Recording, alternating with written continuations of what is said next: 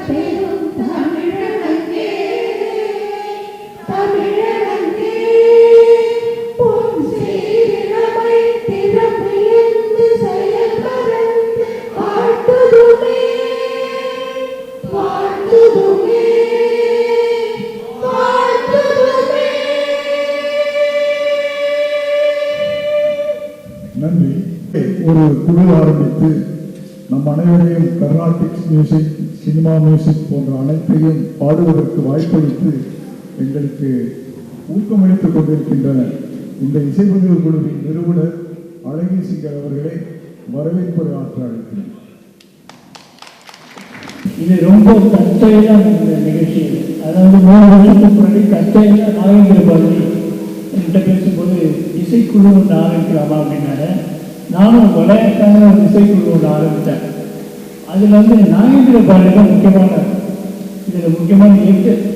நாகேந்திர பாரதி சாந்தி ரசமணிக்கிறாட்டு இந்த நிகழ்ச்சி இவ்வளவு சிறப்பாக நடந்திருக்காது.